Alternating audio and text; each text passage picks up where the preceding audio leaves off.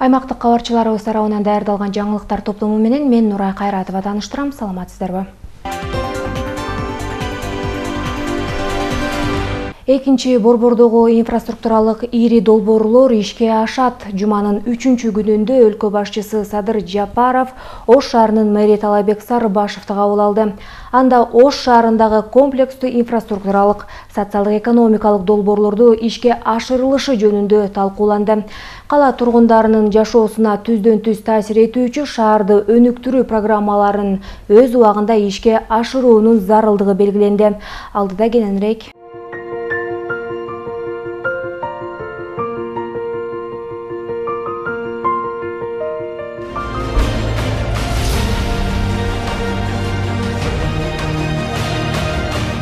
Киоска, газета сатат, китеп сатат, түшүндүңөр да?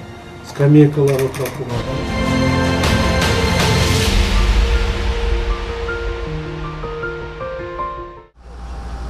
Өлкөнүн экинчи борбору Ош шаарынын инфраструктурасын жакшыртуу үчүн бир нече долбоор ишке ашууда. Алардын ичинен Ак Бура дарыясынын жээгин көрктөндүрүү боюнча эң ийри долбоор 2020-жылдын июнь айында башталган.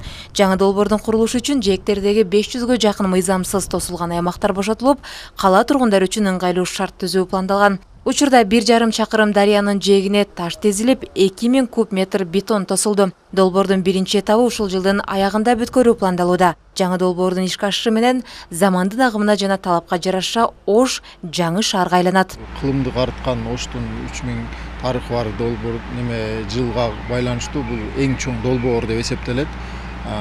Өзүңүздөр өз эле айтып тургандай 252 миллион 5 километр жер болуп атат. Бул жайга батыш тарабынан велосипеддер жүрүүчү жол менен тротуар каралган, скамейка, бурчатка, 10го жакын көпүрө, Ак Буранын үстүнөн өткөн 10го жакын кошумча көпүрөлөр курулат. Эс алуу жайлар бир 7ге жакын эс алуу жайлар каралган. Ал эми күнчыгыш тарабында 3 метрлик тротуар каралган. Жаңы долбоордун негизинде дарыянын эки тарабы таш менен бекемделет. Ал үчүн чыдамдуу таштар атайын Араван районунан алынып келинүүдө. Курулушта 4 топ иш алып барууда. Долбоор боюнча курулуш иштери 2 этапта жүргүзүлүп, жергиликтүү казынадан 250 миллион сом каралган. Уникалдуу эс алуучу жайдын жалпы узундугу 5 километр 400 метр аралыкты түзөт. Ак Бура дарыясынын жээгин көрктөндүрүп, эс алууга шарт түзүүчү көймөлөрдү, веложол, жөө адам басууга ылайыктуу тротуарлар жана түнкү жарыктандыруу системасынан баштап отургучтарга чейин долбоордо каралган. Ак Бура дарыясынын көрктөндүрүү иштери Вахапова көчөсүнөн Навай Достук көпүрөсүнө чейин 5,5 километр болуп түзүлгөн. Аны экиге бөлгөнбүз. Биринчи этабы деп туруп Вахаповадан Нурматов Грензаводко чейин бул биринчи этабы. Ага тендерге 325 миллион смета иштелип, тендердик баасы 252 миллионго Капитал курулуш жоопкерчилиги чектелген курулуш компаниясы утуп алган. Жалпы 2000 куб бетон куюлуп бүттү. Бул башкача айтканда 1,5 километр. Эми 375 метр болот. Ал эми таш түзүү иштери 1,5 километр. Ушул жана башка ири долбоорлор тууралуу шаар мэри Талайбек Сарыбашев өлкө башчысы Садыр Жапаровго маалымат берди.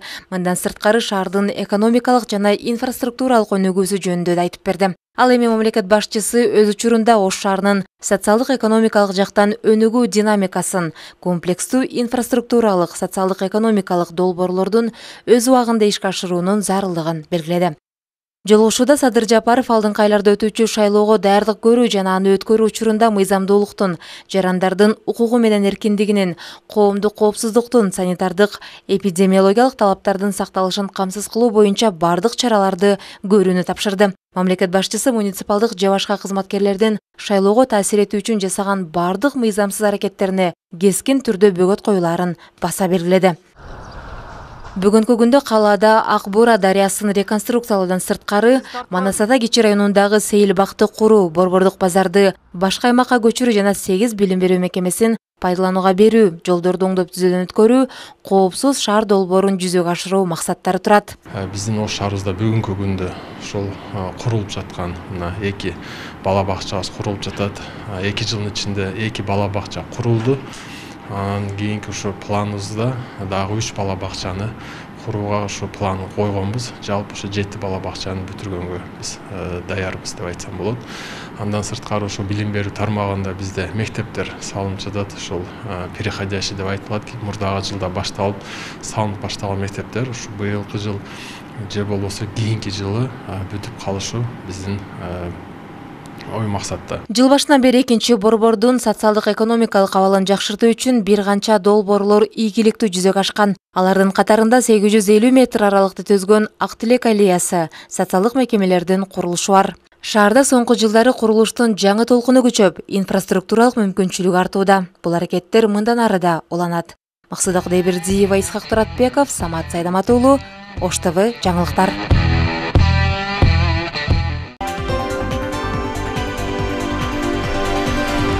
Жалал Абад шаарындагы Каниет кризистик борборунда зордук зомбулукка кабылган кыз келиндер коргоого алынып, түрдүү багыттагы колдоолорду ала алышат. Бул жолу алардын үй бүлөлүк кирешесин көбөйтүү максатында бизнес-план түзүү боюнча сабактар өтүлүп, жөндөмдөрүнө жараша долбоорлор жазылды. Жолдошума тегинден бери кол көтөрчү эле да. 39 жаштагы Айда баш байнек сурап кайрылган алгачкы жери Каниет кризистик борбору болуп калды. Жолдошунан, кайын журтунан акыры чарчап 14 жыл аралыгында 4 баласы менен качып келип, эми өз аракети менен жашоо үчүн күрөшүүгө өттү. Эч мындай жакшы жашаган жокпуз да, ошондон баштап эле кол көтөрүп, боюмда болобу, мындай жөн болобу, кол көтөрүп, ошондой уруп, ошондой мындай аяч эмес да. Анан ошентип эле жашап жүрдүк. Утуру ошо катуу уруп койгондо ата-энеме келип, кээ бирде качып келем, жолдон машина тосуп.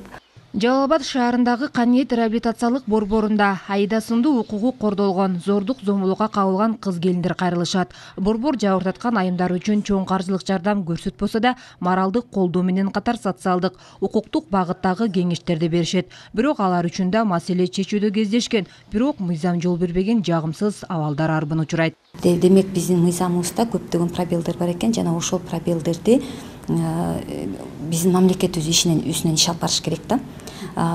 Мындан сырткары бизде жанакы укук коргоо органдарында, же болбосо башка мамлекеттик кызматтарда, мындан сырткары муниципалдык мамлекеттик кызматтарда деле жанакы бизде гендердик стереотип дейбиз го, туура эмес ой жүгүртүүлөрдүн негизинде биздин кыздарыбыздын деле укук коргоо өздөрүнүн укугун коргоодо тоскоолдуктар жаратат да. Өзү жалгыз болгон соң үй бүлөлүк кирешесин көбөйтүү, жумуш орду менен камсыз болуу мындагылардын башкы көйгөйү. Бул абалды жайгаруу үчүн бизнес долбоорду жазуу үйрөтүлүп, анын катышуучулары өз долбоорлорун баяндамасын жасашты. Бир тууган келиним дагы ошол мага көп жардам берет иш жактан. Анан реальность болот, реальность болуп атканда мен көбүнчө Супара национальный жилет постельный бельелор тигем. Жумушсуздукту жоюу максатында өздөрүнүн пландарды түзүп, аялдар мисалы тоок багуу боюнча, тоокту жон гана багуу боюнча эмес, мисалы сатып, эт тукумун сатып, бизнес киреше табууга. Тигүүчүлүк, кол өнөрчүлүк, шаар менен гүлдөрдү жасоо, тоок чарбасын кармоо багытындагы бизнес долбоордун биринчи этабы комиссияларга тааныштырылды. Эми донорлор өздөрү үчүн туура келген өнөктөштөр менен иштөө мүмкүнчүлүгүн жаратат. Евро биримдиги тарабынан каржылана турган бул иш чаранын арты аял укуктарын колдоо менен аларды финансылык коргоого алууда турат. Диана Раймжанова, Баяман Тургуналиев, Жалал Абад шаары.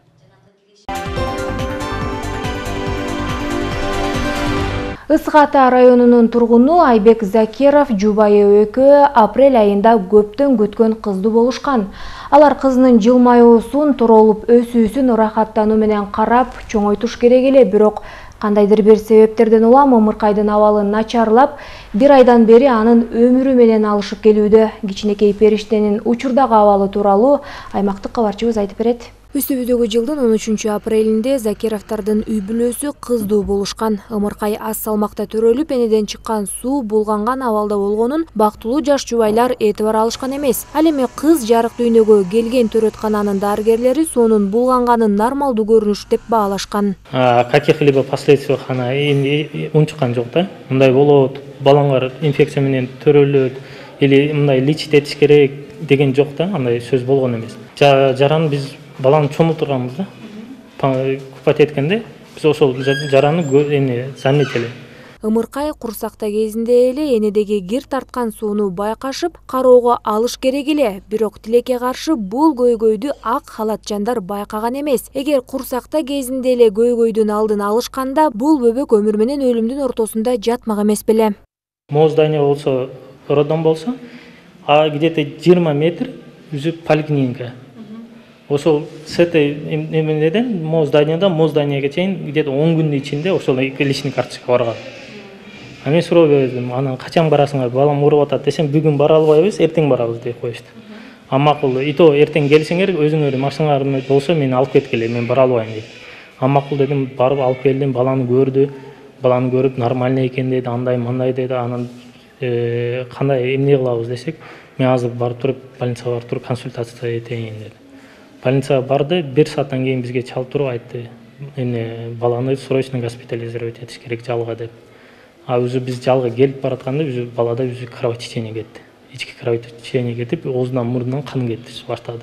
Кызды үйгө чыгарып кеткенден кийинки эле күнү аны жуунтуп жатканда Ымыркайдын денесинен ыйлак чаны байкашкан. Жаш ата эне төрөтканага байланышка чыкканда эч кандай жооп ала алышкан эмес. Эскерте кетсек, өлкөдө жаңы төрөлгөн баланы педиатрлар бир канча ай бою үйүнө барып көзөмөлдөп турушат. Төрөтканадан чыккандан кийин баланын медициналык документи катталган үй бүлөлүк дарыгерлер тобуна же ФАПка берилип, андагы доктурлар дароо көзөмөлүнө алышмак. Бирок анан көргөндөн кийин эле биз тревога чала баштадык да уже. Анан эмнеге педиатр өзү чалды, анан педиатр роддом чалды. 2-3 күнү чалды. Мага чалып туруп, мындай эмне адресиңерди туура эмес жазып алыпмын.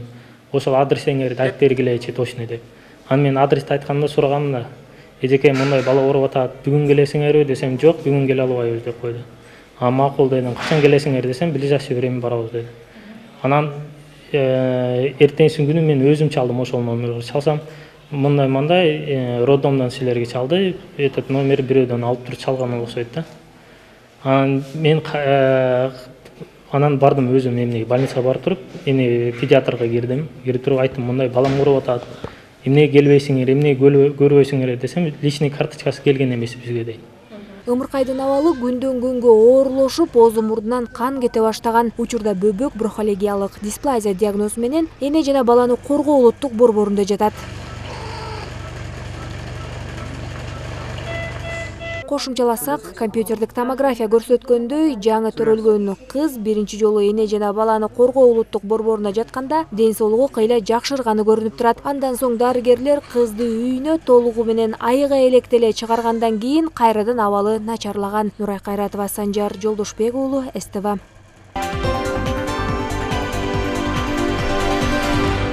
Бүгүнкү күндө Каракол шаарында балдар үйүндө тарбияланган 34 бала бар. Ал эми дагы ата эненин камкордугунан ажыраган 6 бир тууган фостердик үй бүлөгө асыроого берилди. Алар үчүн СОС балдар айылы өкмөттүк эмес уюм каржылык көрсөтүп, жашай турган 4 бөлмөлүү батирди жана анын ичиндеги эмеректерди толук кандуу шарттары менен камсыздап беришкен. 6 бир тууганды асырап алган кимдер жана алардын жашоо шартын аймактык кабарчыбыз айтып берет. Көп балалуу үй бүлөнүн жашаган үйүнүн аянтынын кенендиги башкы маселе. Андан сырткары балдар үчүн шарттын болушу да кажет. Балдардын жаткан ордо, окууга даярдык көрүү аянтчалары мына ушунун баары бүгүнкү 6 бир тууганды асырап жаткан фостердик үй бүлөдө толук кандуу каралган. Бизде Каракол шаарында жакшы жаңылык болуп атат. СОС деревнянын каржылоосу менен ушул жаңы үй сатып алып, ушул үйгө фостердик үй бүлө ачылды. Бул жерде ата энесинин камкордугусуз калган 6 баланы жайгаштырдык. Ушу балдар үчүн мен өзүмдүн профессиямды алмаштырдым. Анткени повар кондитер болуп кайра окудум, повторно 2 дипломум бар. Анан жанымда жүрүп кирип чыгып карайын деп эле анан аякта балдар менен иштеп жүрүп, балдар чоңойгон сайын өзүң да возрастың карап расчет алат экенсиң дагы, анан карап бияка резюме таштап көрдүм. Ким экен бул? Апаңбы? Гулера Орзобаева өзүнүн 2 баласынын түйшүгүн жалгыз көтөрүп, аларды тарбиялоо менен ментип дагы 6 баланы асырап олтурат. Анын мындай кадамга баруусуна жакындары каршы болуптур. Бирок турмуштун ачуу таттуусун башынан өткөргөн эне 8 балага тарбия берүүгө белсенип киришкен. Көйлө мени эме кылышты, кой антпе, сен ушулардын түйшөгүн эме кыласыңызбы? Мен жок кандай сезим болгон жок, бирок баары эле көп эле каршы болушту да. Бул багып алуучу үй бүлө Каракол шаары боюнча алгачкылардан болуп иштеп баштады. Мындан сырткары дагы бирөөнү ишке киргизүү мерчемделүүдө. Ал үчүн соцбалдар айылы бейөкмөт уюму дагы колдоо көрсөтөт. Айта кетсек, облус боюнча 56 фостердик үй бүлө атайын окуудан өтүп, анын 18-и ата-эненин камкордугуна муктаж 40-ка жакын балдарды асырап багышууда. Ал эми Караколдо 6 багып алуучу үй бүлө окуудан өткөн. Бул балдардын ата-энеси ата-энелик укуктан ажыратылган негизи. Бул 2-3 жылдан бери ушу балдар үйүндө тарбияланып келген. Бир бала ами энеси болсо кыз болуп калган. Атасы эми баягы үй жайсыз болуп ар кайсы жерде калган кишилер. Көбүнчө ата-энелер ушундан пайда болуп атат да, баягы эчкиликке берип кеткендер. Абдан керектүү моментте чечилип атат. Анткени өзүбүздүн детский дому 12 балага жайгашылган. Бүгүнкү күндө 19 болуп кетти. Кыйналып аткан учур болчу. Анан прям момент ошол маселе чечилип калды. Мына распоряжение алып келдим. 30 000 сом бөлүү боюнча. Буяка сизге тапшырып коеюн. Бул акчаны эртең же бүрсүгүн алып аласыз. Жана акчаны өзүңүз обналичивать этип балдарга компьютер жана принтер алып алыңыздар.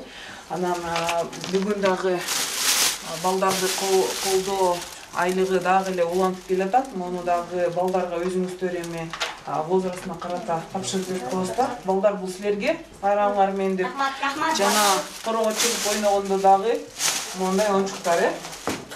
Каракол шаарында Телегей жана Ирада жекеменчик муниципалдык жатак үйлөрүндө 42 багар көрөрү жок балдар тарбияланууда. Ал эми жарым жетим балдардын саны облуста 400гө жакын. Кароосуз калган наристелерди жана өспүрүмдөрдү убактылуу асырап алуучу үй бүлөгө өткөрүп берүү балдардын үй бүлөлүк баалуулуктары менен чоңоюшуна чоң өбөлгө болот дешет адистер. Белгилей кетсек, фостердик үй бүлө жетим балдарды ата-энеси соттолуп же дайынсыз жоголуп кеткендердин, ден соолугу начар болгондуктан өздөрү карай албай калган адамдардын чүрпөлөрүндө камкордук алат. Бирок толугу менен асырап албайт. Мамлекет менен түзүлгөн келишимде көрсөтүлгөн мөөнөткө чейин эле багалат. Гүлбарчын Молдоева, Асылбек Касьянов, жаңылыктар, Каракол шаары.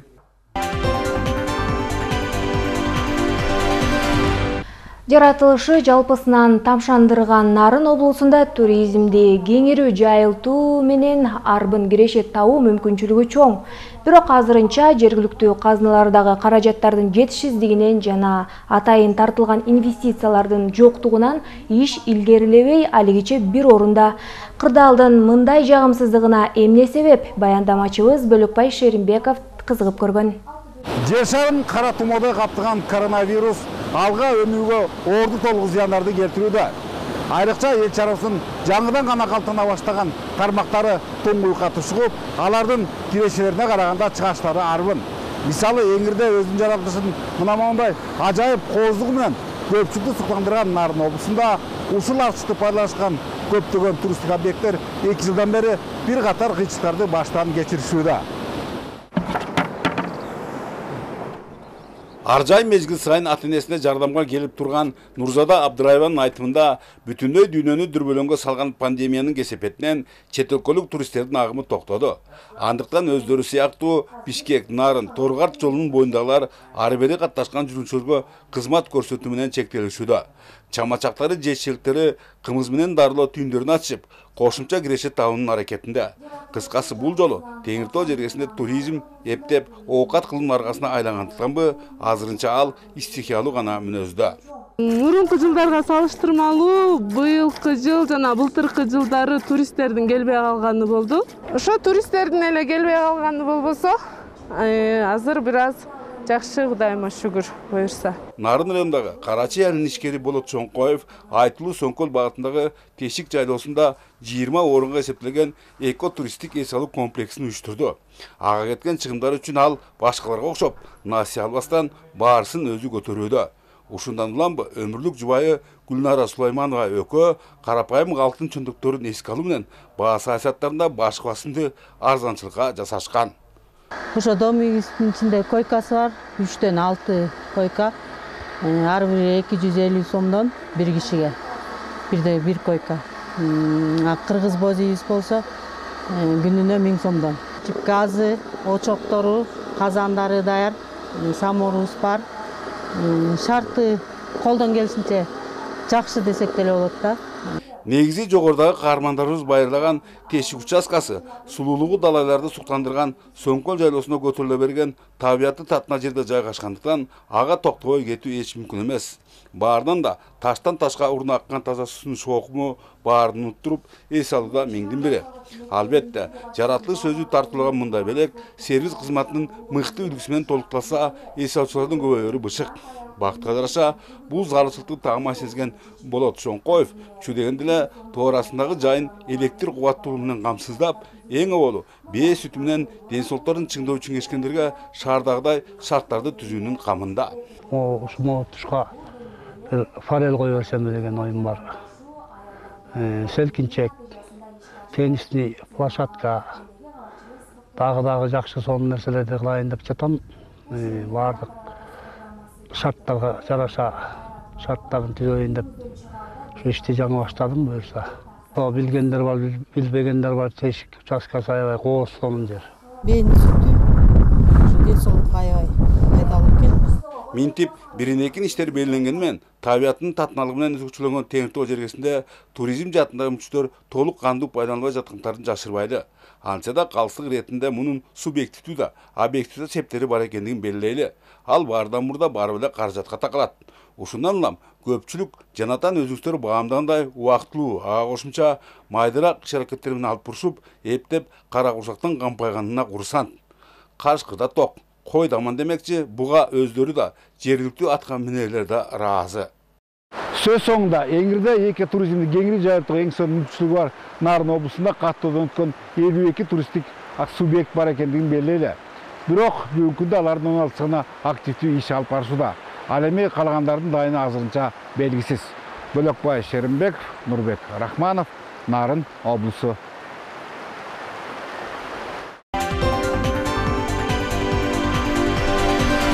Эки жылдан бери Талас облусунун дыйкандары жаңы сорттогу ашкабакты өстүрүшүүдө. Анткени Япония мамлекетинен келген ашкабактан мол түшүм алууга болот. Өткөн жылы жаңы сорттогу ашкабак 20 сотык жерге тигилген болсо, быйылкы жылы 60 сотык жерге өстүрүлүүдө. Чет жерден келген ашкабактын айырмачылыктары жана өстүрүүнүн сырлары тууралуу кийинки сюжетте. Атыкан Кулмурзаев 2 жылдан бери Япониядан уругун алып келген ашкабакты өстүрүп келет. Өткөн жылы 10 сотук жерден жакшы киреше алган. Ал эми быйылкы жылы $1200 чейин киреше алам деп турган чагы.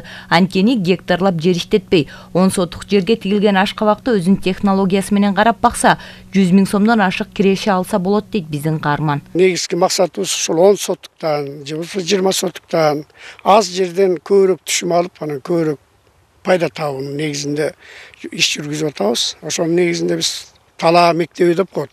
Биз ошол ар бир жерлерде фермерлик талаа мектептерин уюштуруп, кызыккан дыйкандарды окутуп үйрөтүп, бир жагы өзүбүз дагы ошол объемго чыгыш үчүн ошолорду окутуп үйрөтүп алсак, контракт жылдан жылга көбөйүп атат. Ошол дыйкандар эми баягы иш менен бир үй бүлө иш менен камсыз болуп, анан өздөрүнүн баягы социалдык өздөрүнүн баягы киреше табуу жолун үйрөнүп алса деген ойдобуз да. Негизи ашкабакты баккандын сырларын багбан атайын окутууларга барып жүрүп өздөштүргөн. Андыктан бул өсүп турган ашкабактар энелик жана аталык болуп экиге бөлүнөт. Аталык ашкабактар жайылып өссө, энелик ашкабактар чырмоок болуп өсөт. Ошондуктан мындагы өсүп турган ашкабактарды июнь айынын аягында чаңдаштырып, ар бирин жипке байлап чыгуу керек. Мындан сырткары ар бир көчөт күзүндө бирден гана мөмө бериши шарт. Эгерде көп гүл ача турган болсо, алардын гүлдөрүн күйүп, ар бир көчөткө бирден гүл калтырыш керек. Меники бардыгы көчөттүн негизинде өстүрүлөт. Анткени биздин Манас районунда рассадный центрибиз бар. Ошол жерден көчөттөрдү өстүрүп келип, анан тигебиз. Аталык линиясы энелик линиясына караганда бир 10 күн эрте тигилет да. Мына көзүңүздөр көрүп турасыздар азыр.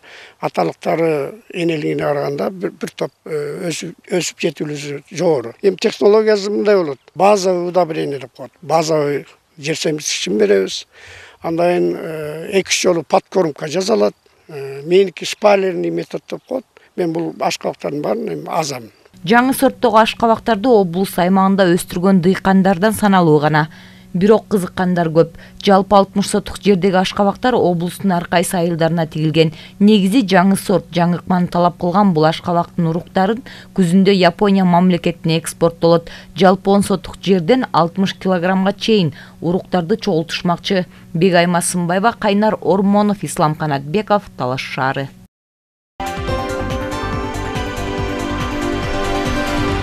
Мен Чынар башталгыч мектебинде буга чейин балдар ойной турган спорттук аянтча болгону менен шарт жок эле. Бул көйгөй мигрант аял өнүгүү түркүгү долбоорунун каржылоосу менен чечилди. Анткени 100 000 сомдук аянтча пайдаланууга берилип, балдар үчүн шарттар түзүлдү. Мындан сырткары долбоор аркылуу жаңы жер айылында чебер кесип ээлерин даярдоочу окуу борбору да ачылды. Бул демилгелер айылдагы өз ара жардамдашуу аялдар тобунун аракетинин натыйжасында ишке ашты. Темага Баткендеги кабарчыбыз токтолот.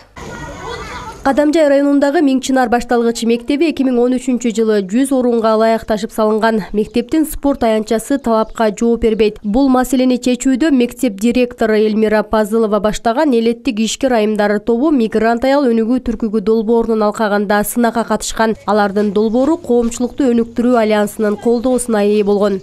Аялдардын укугун коргоо, мүмкүнчүлүктөрүн кеңейтүү боюнча сабактарды өткөзүп, ошонун негизинде биздин балдар ушул жерде денесин чындап, ар жагынан чындалсын деген максатта ушул ишкер айымдар тобунан спорт аянтчасына проект жазып, 100 000 жеңип, 30 000 айыл өкмөтүбүз жардам берди, 40 000 өзүбүздүн камкорчулар кеңеш тарабынан болду. Депутаттарыбыз стадионго керектүү спорт эмеректерин алып 10 000 жардам кылып, мына көрүп турганыңыздардай биздин Мен Чынар башталгыч мектебинин спорт аянтчасы заманбап спорт аянтчасына айланды.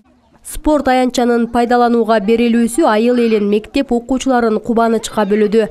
Балдар ден соолугун чыңдап, дене тарбия сабагын ар кайсы багытта окууга мүмкүнчүлүк түзүлдү. Буга чейин бизде спорт аянтчабыз жок эле. Буйруса сентябрдан баштап кызыгуу менен ойнойбуз. Классташтарым сүйүнүп атат. Биз турниктерде асылып ойнойбуз, футбол ойнойбуз, жарышып ойнойбуз, балдар менен топ ойнойбуз дене тарбияда.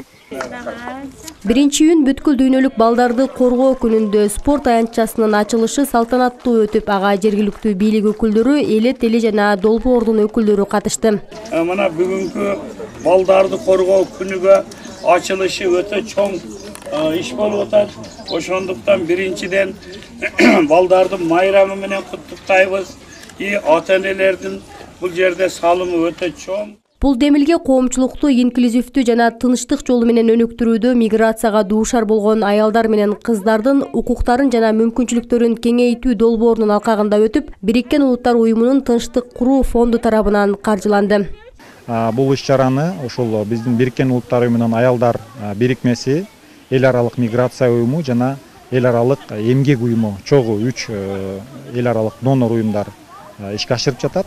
Ал эми жерлерде болсо, бул долбоорду коомчулукту өнүктүрүү альянсы, CDA коомдук фонду, Роза Отунбаеванын демилгелер фонду, андан кийин АТИК, Альянс тренеров и консультантов деген 3 жергиликтүү уюм ишке ашырып жатат.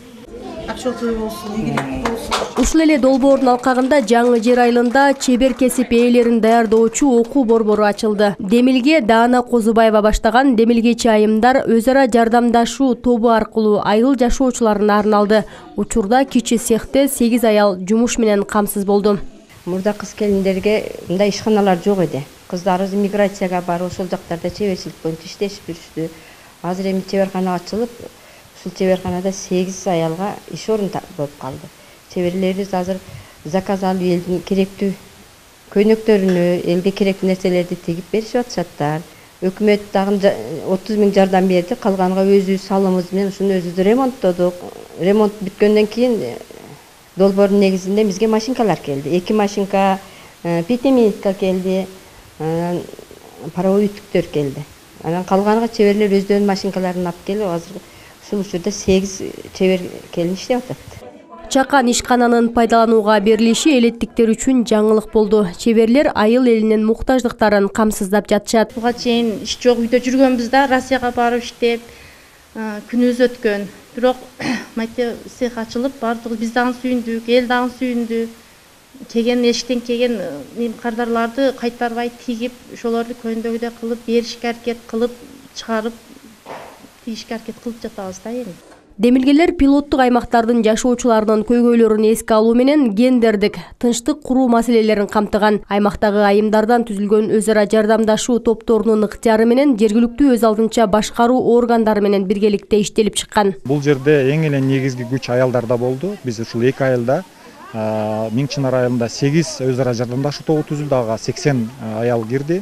Жаңы Жер айылында 9 өз ара жардамдашуу түзүлүп, ага дагы 90 адамга жакын адам кирип, аял кирип, көбүнчө 100%, 100% аялдар иштешип, ошол өздөрүнүн күчүнө ишенишип, өздөрүнүн күчү менен ушул долбоорду аягына чейин чыгарышты. Долбоордун максаты бул аялдардын ушул укуктарын, мүмкүнчүлүктөрүн кеңейтүү, аларга ушул силер эркектердей эле мүмкүнчүлүгүңүздөр бар, ошол укуктарыңыздарды, мүмкүнчүлүктөрүңүздөрдү пайдаланышыңыздар керек деген коомдогу үй бүлөдөгү ролун жогорулатуу боюнча ушул долбоордун эң эле негизги максаттары болуп эсептелет.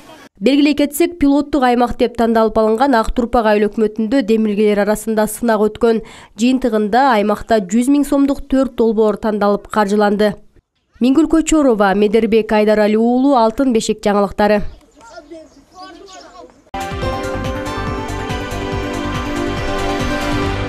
Ушуну менен аймактар алакасы программасы жыйынтыкталды. Аны мен Нурай Кайратова алып барам. Үйүңүздөн чыгаарда бет кап кийип, санитардык эрежелерди так сактаңыз.